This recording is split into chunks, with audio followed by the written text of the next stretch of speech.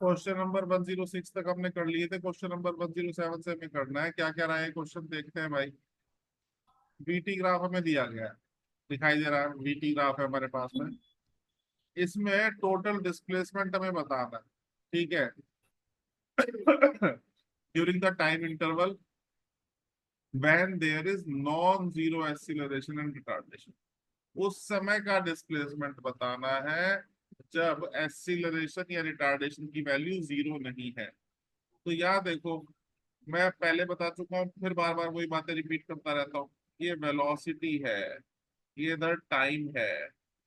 Velocity time graph में दो चीजें जो हम स्टडी करते हैं वो स्लोप और एरिया है, या किसी भी ग्राफ में जो हम स्टडी करते हैं वो स्लोप और एरिया है, ठीक है। तो बीटी ग्राफ में स्लोप से मिलता है एक्सीलरेशन और एरिया से मिलता है डिस्टेंस और डिस्प्लेसमेंट। ये बात कई बार मैं बता चुका हूँ। हमसे पूछा डिस्टेंस डिस्प्लेसमेंट, तो हम पढ़ेंगे एरिया। लेकिन हमसे साथ में थोड़ा दिमाग लगाने के लिए भी कहा गया, हमसे कहा कि उस समय का डिस्प्लेसमेंट चाहिए जब एक्सीलरेशन नॉन जीरो है। नॉन जीरो का मतलब उसकी वैल्यू जीरो नहीं है, या रिटार्डेशन नॉन जीरो है, उस समय जिस समय रिटार्डेशन की वैल्यू जीरो नहीं है। अब एक्सीलरेशन या रिटार्डेशन जीरो है कि नहीं है, ये कैसे पता चलेगा? ये पता चलता है स्लोप से। यहाँ भी मैंने ताजा ताजा लिखा है, ठीक है। स्लोप से पता चलेगा। स्लोप अगर जीरो है तो एक्सीलरेशन जीरो है, स्लोप जीरो नहीं है तो एक्सीलरेशन भी जीरो नहीं है। अब यहाँ हमें दिख रहा है, यहाँ पे इस लाइन के लिए स्लोप जीरो है, और क्योंकि स्लोप जीरो है मतलब एक्सीलरेशन भी जीरो है। ऐसे ही इस वाली लाइन की बात करूं तो यहाँ भी स्लोप जो है वो जीरो है। स्लोप जीरो है मतलब एक्सीलरेशन या रिटार्डेशन भी जीरो है। हमसे क्वेश्चन में पूछा है उस समय डिस्प्लेसमेंट बताइए जब एक्सीलरेशन जीरो नहीं है। तो वो जीरो नहीं है 20 से लेके 40 तक, तो हमें कैलकुलेशन करनी है 20 से लेकर 40 तक। बच्चे फ्लो फ्लो में चलते हैं, जल्दीबाजी में पूरा कैलकुलेट कर देते हैं। 20 से पहले वाला भी निकाल लेंगे और 20 की 40 के बाद वाला भी। ये नहीं चाहिए, और ये वाला पार्ट भी नहीं चाहिए। फ्लो फ्लो में सारा नहीं निकालना हमें चाहिए। क्या फिर चाहिए? सिर्फ ये 20 से 40 का, क्योंकि इस दौरान ना तो एक्सीलरेशन जीरो है ना ही रिटार्डेशन जीरो है। अब इसको कैसे करें? इसको दो पार्ट में तोड़ के करना पड़ेगा, क्योंकि शेप बड़ी अजीब सी आ रही है। क्या करें? इसको दो पार्ट में तोड़ के कर लेते हैं। तोड़ देते हैं भैया, कलर चेंज कर देता हूं मैं। ये इतना पार्ट ऊपर का, ये ट्राइंगल है, और नीचे वाला पार्ट इसको डिफरेंट कलर से दिखा देते हैं ताकि समझ में आ जाए। ठीक है भैया, इसको मैं येलो कर देता हूँ। ये वाला पार्ट, नीचे वाला अलग कैलकुलेट होगा, ऊपर वाला अलग कैलकुलेट। तो अब कैसे कैलकुलेट होगा देखते हैं जरा। ये नीचे वाला मैंने ब्लैक कर दिया। ट्राइंगल का देखो यहाँ वीटी ग्राफ है, और वीटी ग्राफ में डिस्टेंस या डिस्प्लेसमेंट मिलता है एरिया से। तो एरिया निकालना पड़ेगा, और कितने पार्ट का? जितने पार्ट है मैंने कलर कर दिया, जितने पार्ट है मैंने शेड कर दिया, उतने पार्ट का निकालना पड़ेगा। तो ये जो लिखा है इसको मिटा देते हैं ताकि यही कैलकुलेशन कर सके हम।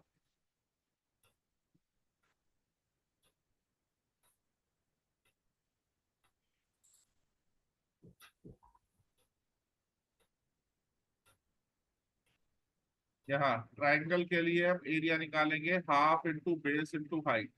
बेस हो गया हमारा 20 से लेके 40 तक, 20 से 40 तक यानी कि 20, और हाइट हो गई 1 से लेके 4 तक यानी कि 3। ये हो गया भैया 30 मीटर। और नीचे वाले पार्ट का, येलो वाले पार्ट का है, ब्लैक वाले पार्ट का, इसका अलग से निकाले।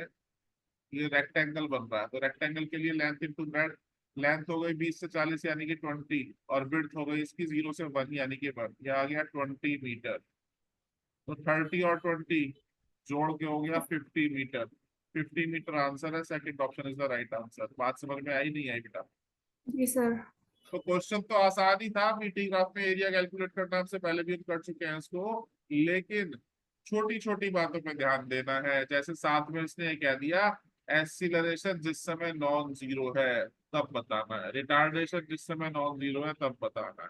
और बाकी बेसिक बातें आपको पता होनी चाहिए कि वीटी ग्राफ में स्लोप से मिलता है एक्सीलरेशन और एरिया से मिलता है डिस्प्लेसमेंट। इतनी बात पता है तो हम कर पाएंगे। चलिए आगे चलते हैं भाई। Question number 108।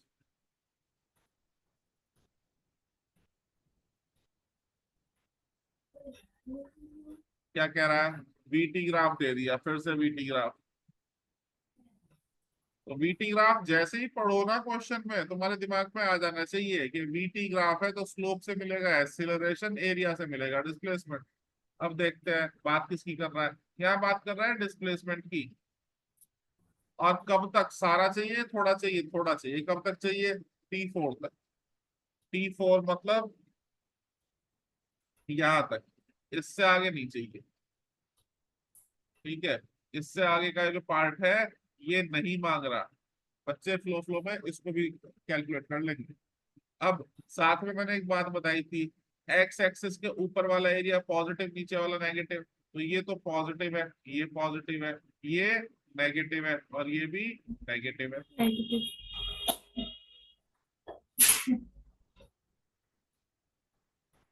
ये है कहानी। तो टोटल डिस्प्लेसमेंट मतलब टोटल एरिया। टोटल एरिया मतलब ये क्या हो गया? डिस्प्लेसमेंट वेक्टर क्वांटिटी है ना, इसलिए पॉजिटिव नेगेटिव लिए मैंने, क्योंकि डिस्प्लेसमेंट वेक्टर है। अगर इसकी बजाय डिस्टेंस कहा होता तो मैं पॉजिटिव नेगेटिव ना लेता, क्योंकि डिस्टेंस तो स्केलर क्वांटिटी है। तो एरिया ए का पॉजिटिव है और सी का पॉजिटिव है। ठीक है, A positive, C positive, B negative, D negative. Option number 2 समझ आया बेटा? जी सर। चलो आगे चलते हैं।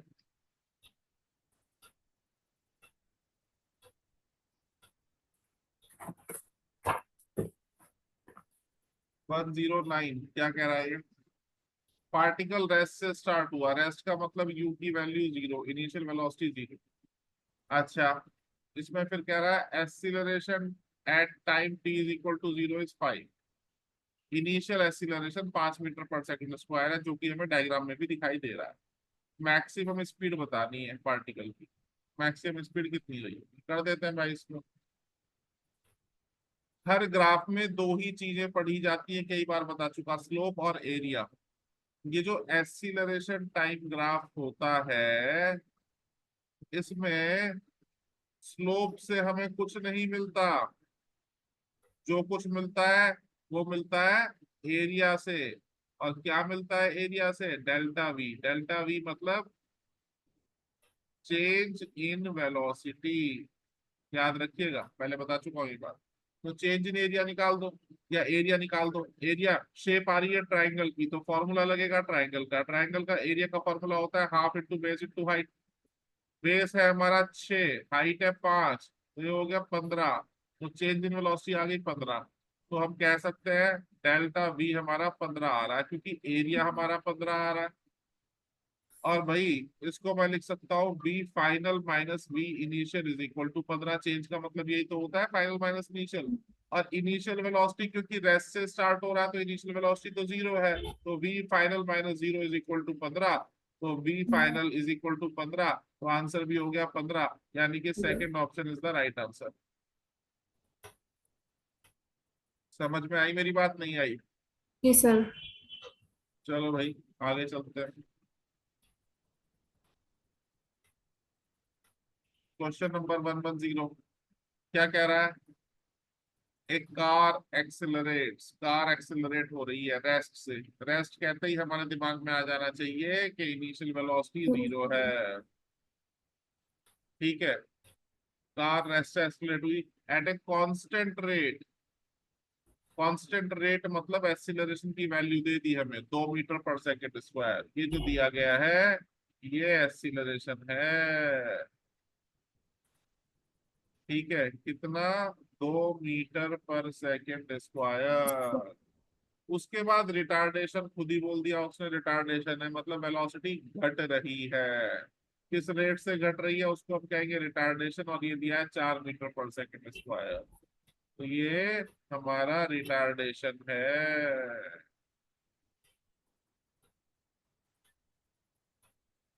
कितना है? 4 मीटर पर सेकंड स्क्वायर। अच्छा, और पूरे जो जर्नी हो रही है, पूरे जो ट्रेवलिंग हुई, उसकी ड्यूरेशन 3 सेकेंड है। ठीक है, तो अब इसमें मैक्सिमम स्पीड कितनी होगी? तो इसमें ये जेई में आया हुआ क्वेश्चन है, फिर बाद में नीट वालों ने भी पूछा। ये इसका डायरेक्ट फॉर्मूला भी है, और मैं डिटेल में भी समझा देता हूँ इसको। थोड़ा ऊपर से मिटा लेते हैं, यहीं पे समझ में आ जाएगा।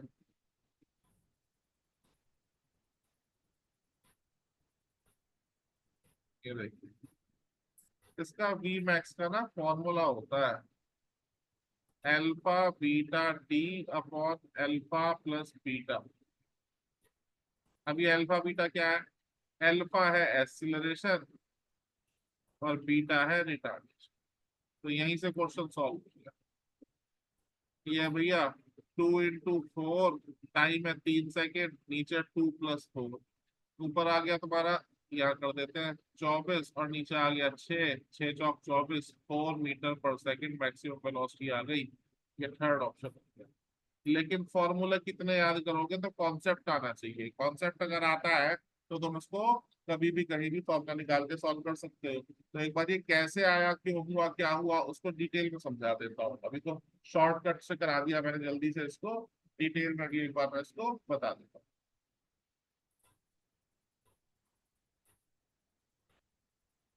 Question number 110।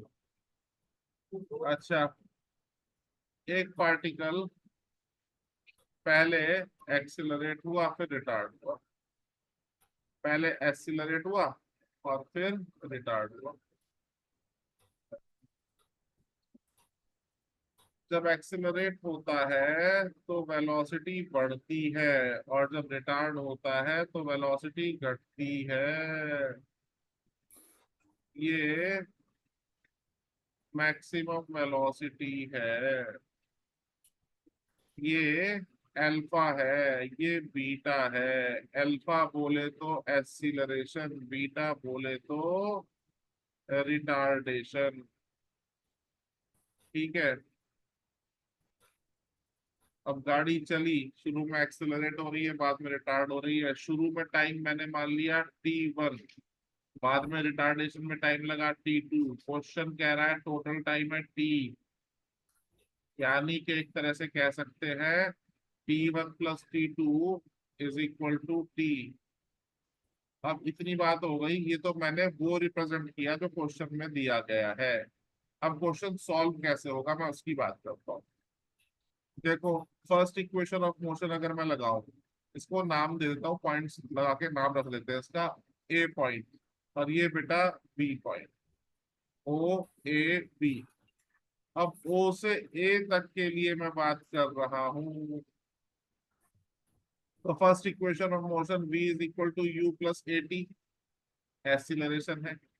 तो इनिशियल वेलोसिटी, क्योंकि मोशन रेस्ट से स्टार्ट हुआ है, इसलिए u की वैल्यू 0, और ए की जगह अल्फा, तो v = अल्फा t1, क्योंकि ओ से ए तक जाने में जो समय लगा वो मैंने t1 मान लिया। अब यहाँ t1 की वैल्यू आ गई v/अल्फा। ठीक है, फिर मैं ए से बी तक की बात कर रहा हूँ। तो ए से बी जाते हुए फिर मैंने इक्वेशन लगाई v = u + at। इस बार फाइनल वेलोसिटी 0 है, क्योंकि गाड़ी रुक गई, तो 0। इनिशियल वेलोसिटी v हो जाएगी। भाई ओ से ए तक जाने में कुछ वेलोसिटी उसने गेन कर ली। ए से बी के लिए भाई ए पॉइंट की जो वेलोसिटी है, इसको मैं वी ए कह दूं या वी कह दूं। तो जब ओ से ए जा रहे हैं तो ये फाइनल वेलोसिटी का काम कर रही है, और जब ए से बी जा रहे हैं तो ये इनिशियल वेलोसिटी का काम कर रही है। जब हम कलर बदल के देखो, जब हम यहाँ से आपका ओ से ए जा रहे हैं, ठीक है,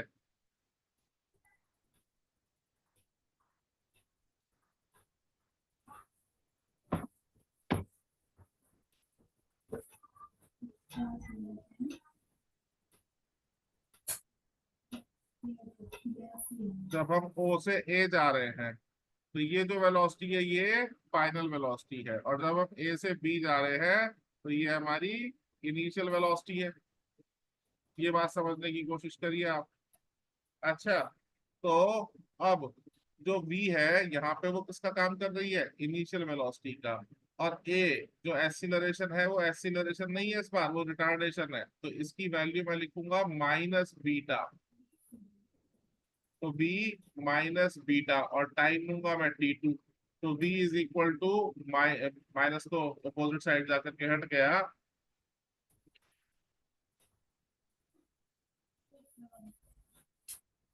ये हो गया हमारा v is equal to beta t2, या t2 की वैल्यू मेरे पास आ गई v अपॉन बीटा।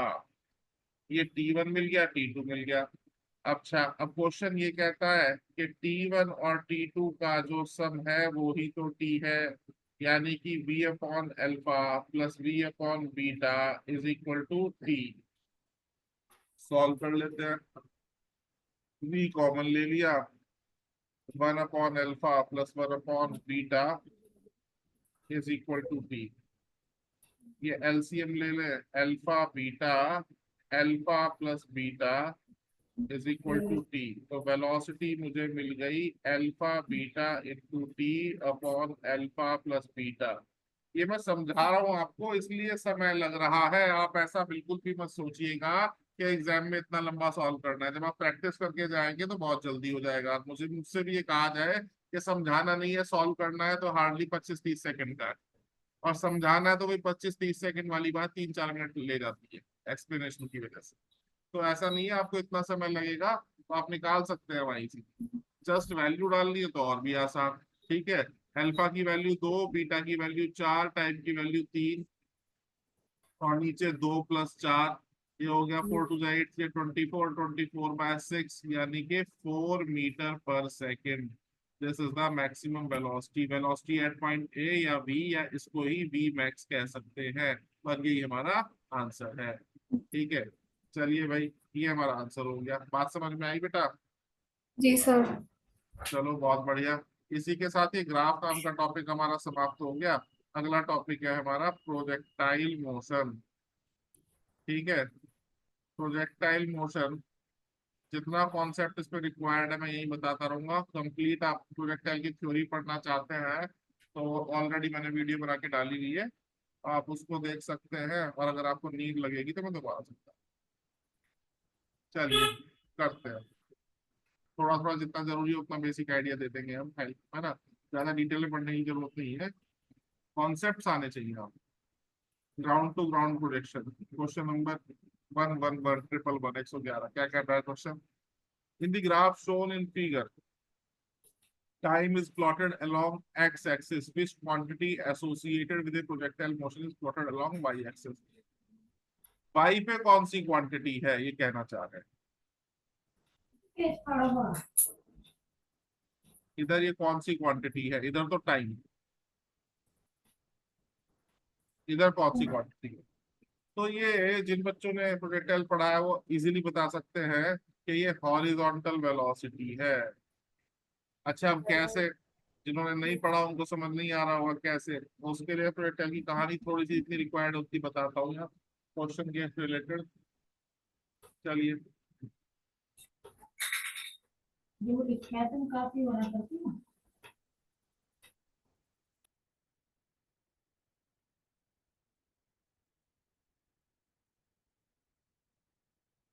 तो देख भारत में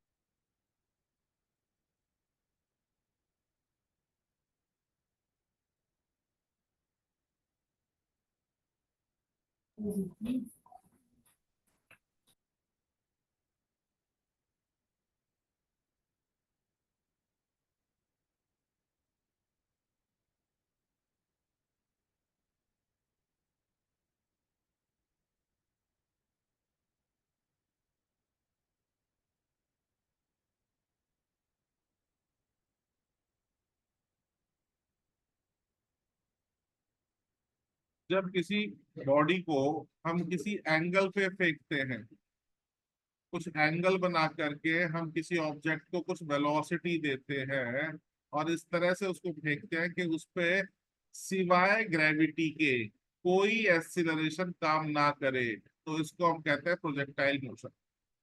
ठीक है, देखिए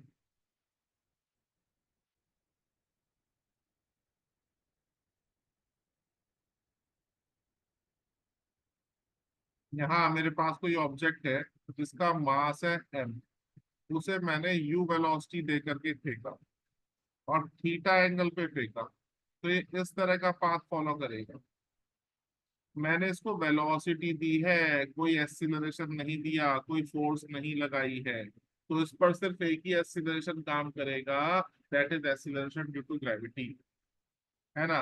इसको हम कंपोनेंट में तोड़ के अगर स्टडी करें तो इसका एक कंपोनेंट इस तरफ आएगा जिसको मैं यू एक्स बोलूंगा और इसकी वैल्यू यू कॉस थीटा होगी, और वाई डायरेक्शन में दूसरा कंपोनेंट आएगा जिसको मैं यू वाई बोलूंगा और इसकी वैल्यू यू साइन थीटा होगी।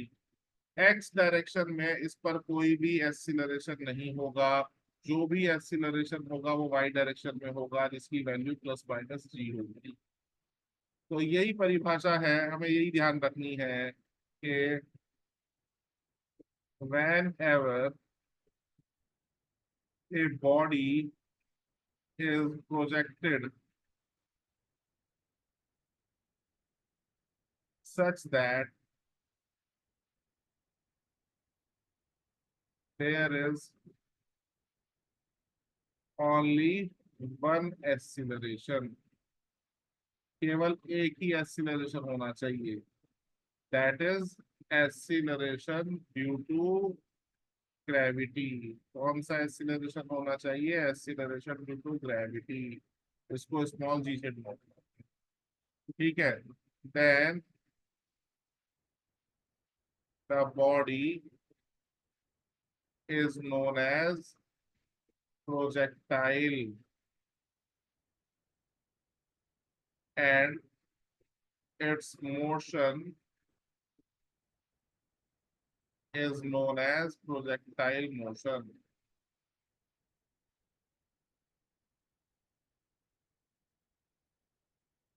जब किसी बॉडी को इस तरह से फेंका जाता है कि उस पे केवल एक ही एक्सीलरेशन काम कर रहा हो, जिसको हम बोलते हैं एक्सीलरेशन ड्यू टू ग्रेविटी, तो बॉडी को प्रोजेक्टाइल, और उसके मोशन को हम कहते हैं प्रोजेक्टाइल मोशन। इसको दूसरे तरीके से भी समझा जा सकता है कि ये दो डिफरेंट डायरेक्शंस में होने वाले मोशन को रिप्रेजेंट कर रहा है, और जब दो डायरेक्शंस में मोशन होता है तो उसको हम कहते हैं मोशन इन प्लेन। वो दो डायरेक्शन कौन कौन सी है यहाँ पे? एक तो एक्स डायरेक्शन है और एक वाई डायरेक्शन है। वाई डायरेक्शन पे ग्रेविटी काम कर रही है, इसलिए इस तरफ इसको हम कहते हैं मोशन अंडर ग्रेविटी। यहाँ इसको नाम देते हैं मोशन अंडर ग्रेविटी। और एक्स डायरेक्शन में कोई एक्सीलरेशन नहीं है, तो यहाँ हो रहा है यूनिफॉर्म मोशन। तो बेसिकली ये कॉम्बिनेशन है दो चीजों का, किस किस का? एक तो यूनिफॉर्म मोशन और एक मोशन अंडर ग्रेविटी। तो इसके अकॉर्डिंग भी इसको डिफाइन कर दिया जाता है क्या? प्रोजेक्टाइल मोशन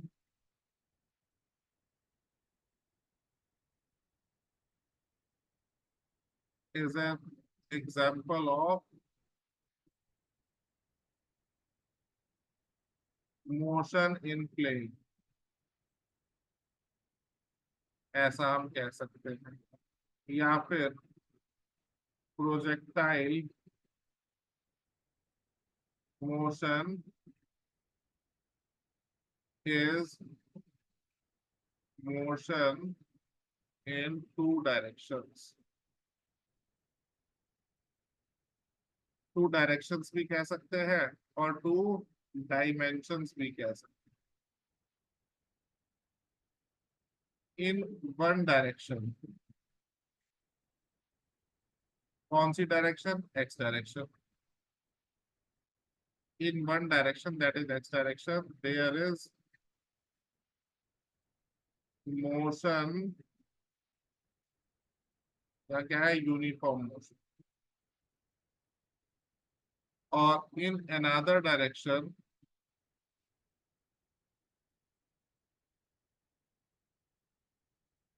कौन सी डायरेक्शन? Y direction. यहाँ पे क्या है? Motion under gravity. तो मैं फिर एक बार रिवाइज करवा रहा हूँ।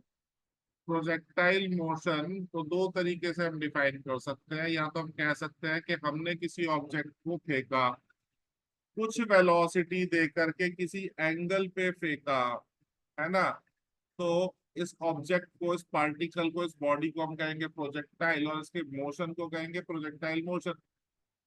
दूसरा तरीका हम कह सकते हैं projectile motion is an example of motion in plane. Projectile motion किसको रिप्रेजेंट कर रहा है?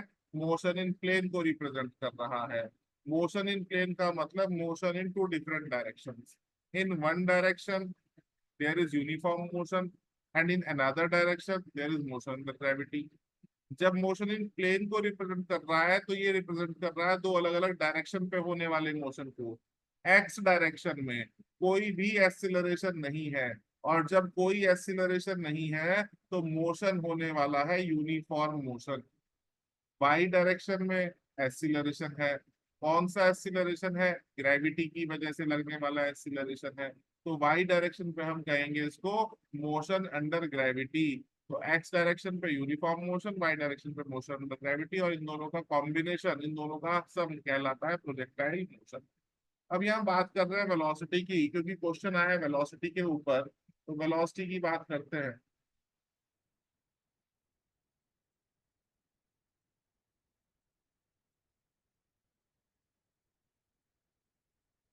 फिर से डायग्राम बना रहा हूँ।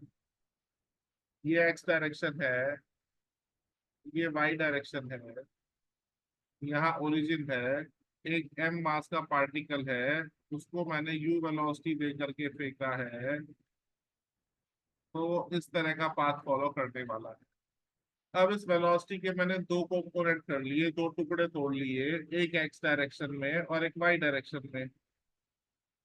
ये आता है आपको, बहुत अच्छी बात। नहीं आता तो ध्यान रखिएगा, जिस तरफ थीटा टच हो रहा होता है, यहाँ थीटा एंगल टच हो रहा है एक्स डायरेक्शन से, तो जिस तरफ थीटा टच होता है उस तरफ कॉस कंपोनेंट आएगा, यानी कि यू कॉस थीटा। और जिस तरफ नहीं होता वहां साइन कंपोनेंट आएगा, यानी कि you sine theta. X direction में कोई भी एक्सीलरेशन नहीं है तो एक्सीलरेशन हो गया जीरो, और वाई डायरेक्शन में एक्सीलरेशन है प्लस माइनस जी। इतनी बात समझ में आई? तो आगे चलते हैं भैया, अब वेलोसिटी की बात करें। तो वेलोसिटी को अलग अलग स्टडी करें। ये जो मैंने लिखा है यहाँ पे, ये तो बेटा इनिशियल वेलोसिटी है। मैं निकालना चाहता हूँ फाइनल वेलोसिटी। तो एक बार एक्स पर निकाल लेते हैं, एक बार वाई पर निकाल लेते हैं। एक्स डायरेक्शन में मैं फर्स्ट इक्वेशन ऑफ मोशन लगाऊं, v is equal to u plus a t. तो एक्स डायरेक्शन में जिसको मैं लिखूंगा v x is equal to u x plus a x t. अच्छा, यू एक्स की वैल्यू तो है यू कॉस थीटा, और ए एक्स की वैल्यू है जीरो। क्वेश्चन में यहाँ लिखा है, डायग्राम में लिख रखा है मैंने। प्रोजेक्टाइल कहते ही तब है जब एक्स डायरेक्शन पे कोई एक्सेलरेशन ना हो, यानी कि एक्स डायरेक्शन में लगने वाला एक्सेलरेशन जीरो हो। तो एक्स की वैल्यू कितनी हो गई? जीरो। जीरो इंटू टी, यानी कि वी एक्स की वैल्यू हो गई बेटा यू कॉस थीटा। अब यही तो यू एक्स है और ये वी एक्स है, तो जो वैल्यू पहले है वही बाद में है, जो बाद में है वही पहले है। तो हम कह सकते हैं एक्स डायरेक्शन में वेलोसिटी कैसी है? कांस्टेंट है, क्योंकि बदल नहीं रही है। जो चीज बदलती नहीं है उसी को तो कांस्टेंट कहते हैं। और यहाँ हम क्या देख रहे हैं कि एक्स डायरेक्शन में वेलोसिटी बदल नहीं रही है, तो वेलोसिटी हो गई है कांस्टेंट। अच्छा, अब ये हमारा क्वेश्चन था। खैर, क्वेश्चन तो ये सॉल्व हो गया। तो एक इम्पॉर्टेंट स्टेटमेंट जो बहुत सारे न्यूमेरिकल प्रॉब्लम्स पे आपके काम आने वाला है, वो हमें पता होना चाहिए, लिख भी लेना चाहिए और याद भी कर लेना चाहिए कि in case of projectile motion,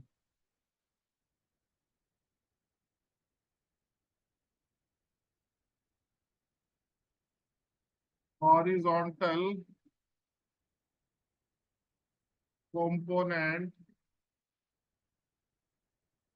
of velocity, velocity का जो हॉरिजॉन्टल कंपोनेंट है, हॉरिजॉन्टल घटक भी कहते हैं हिंदी में, हॉरिजॉन्टल कंपोनेंट है, इसको यू एक्स भी कह सकता हूँ मैं। ये हमेशा एक जैसा रहता है, remains same through out the motion. पूरे मोशन में जो हॉरिजॉन्टल कंपोनेंट है वो कभी बदलता नहीं है। You x never changes. Projectile के अंदर यू एक्स की वैल्यू कभी नहीं बदलेगी, यही काम की बात है। ठीक है, और यही क्वेश्चन सॉल्व हो गया। देखो ये क्या कह रहा है के वाई डायरेक्शन पे जो कोई क्वांटिटी दिखाई और वो क्वांटिटी हमेशा वैसी की वैसी है, बदल नहीं रही है। अब बदल नहीं रही तो ऐसी तो एक ही चीज होती है प्रोजेक्टाइल में जो नहीं बदलती, वो क्या है, हॉरिजॉन्टल वेलोसिटी। तो हॉरिजॉन्टल वेलोसिटी हमारा आंसर हो। तो क्वेश्चन तो यही सॉल्व हो गया। लेकिन जब बात छेड़ी है हॉरिजॉन्टल कंपोनेंट की, तो वर्टिकल कंपोनेंट के बारे में भी पता होना चाहिए, इसलिए उसको भी बता देते हैं। एक बार फिर से मैं फर्स्ट इक्वेशन ऑफ मोशन लगाता हूँ, v is equal to u plus a t. लेकिन इस बार इसको वाई डायरेक्शन में स्टडी करेंगे। सारी चीजें जो हम लेंगे वो वाई डायरेक्शन वाली लेंगे। V y is equal to u y plus k y t. Value डालते हैं भाई। वी वाई मुझे चाहिए, यू वाई की वैल्यू यू साइन थीटा, और ए वाई की जगह मैं लिखूंगा minus g. Acceleration y direction में मैंने डायग्राम पे लिख के बताया प्लस माइनस जी होता है। अगर बॉडी ऊपर जा रही है, अपवर्ड जा रही है, तो इसको लूंगा मैं माइनस जी। और अगर बॉडी डाउनवर्ड आ रही है, मोशन अंडर ग्रेविटी में ऑलरेडी ये काम हम कर चुके हैं, तो इसको मैं लूंगा प्लस जी, याद रखिएगा। यहाँ इनिशियल कंडीशन के अकॉर्डिंग कैलकुलेशन कर रहे हैं, और शुरुआत में बॉडी ऊपर जाएगी फिर नीचे आएगी, इसलिए मैंने यहाँ माइनस जी लिया। तो मेरी इक्वेशन बनी v y is equal to u sine theta minus g t. ये वर्टिकल कंपोनेंट है। और जैसे जैसे समय बदलेगा वैसे वैसे टी की वैल्यू बदलेगी, जी टी की वैल्यू बदलेगी, वैसे वैसे वेलोसिटी बदलेगी। तो यहाँ हम कह सकते हैं in projectile motion, in projectile motion vertical component of velocity changes with time। जो वर्टिकल कंपोनेंट है वो समय के साथ बदलता है। उसके लिए हम फॉर्मूला या इक्वेशन या एक्सप्रेशन इसको इस्तेमाल कर सकते हैं। फिर आपसे पूछ सकते हैं रिजल्टेंट वेलोसिटी कितनी होगी, कुल वेग कितना होगा। तो रिजल्टेंट वेलोसिटी जब आपको हॉरिजॉन्टल पता है और वर्टिकल पता है, तो रिजल्टेंट भी आप आसानी से निकाल सकते हैं। v क्या होता है, v x square plus v y square, और फिर उसका जो भी वैल्यू उसके अकॉर्डिंग आंसर आ जाएगा। एंगल पूछ ले तो tan alpha is equal to v y upon v x, या alpha is equal to tan inverse v y upon v x, ऐसे भी लिखा मिल सकता है आपको। या फिर वैल्यू भी डालनी पड़ सकती है। Tan alpha is equal to v y की जगह हम लिख सकते हैं u y minus g t, और यू एक्स की वी एक्स की जगह है यू एक्स, क्योंकि ये तो कभी बदलता नहीं है। ऐसे भी लिखा मिल सकता है आपको, कई तरीके से लिखा मिल सकता है u y minus g t upon u x. ठीक है,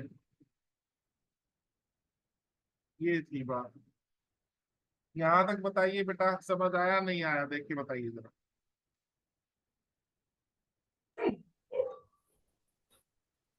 इसमें कोई दिक्कत है आपको?